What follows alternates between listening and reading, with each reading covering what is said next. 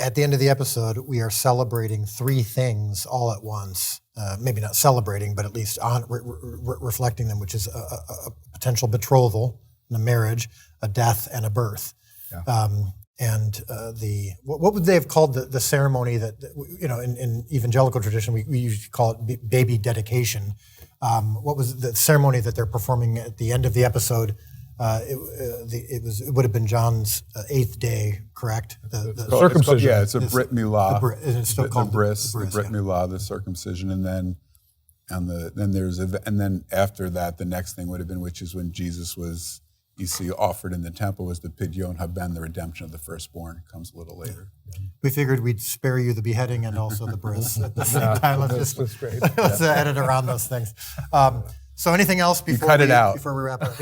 Yes. I like that you included the naming of John the Baptist, because at the time, naming was a part of the way that a father claimed the child. Mm-hmm. And it's when he names the child, kind of claiming John the Baptist and who he is as his own, that he's able to speak again. I thought that was beautiful to include. And that's a normal part. A baby isn't officially named until the 8th day at the bris, at the circumcision. And obviously biblically, and names have great significance to them. And it's what's interesting is that the Hebrew word for soul is neshama.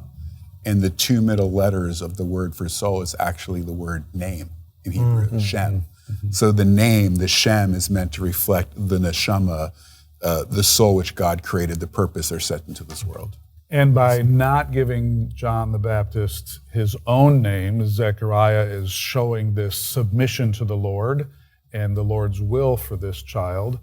And again, the way the show ends with Zechariah's voiceover, these flashbacks and flash forwards to both ends of John the Baptist's life, we see that John has fulfilled his mission. He has lived out the mission that was spoken over him when Zechariah gave his son over to the Lord's service, and now he's giving his son over ultimately to death, which is its own foreshadowing about Jesus and his giving up himself to go to death.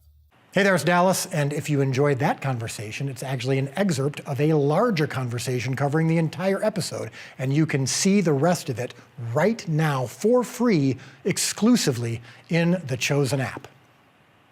As in, now, you don't need to wait anymore. You can stop watching me and go immediately.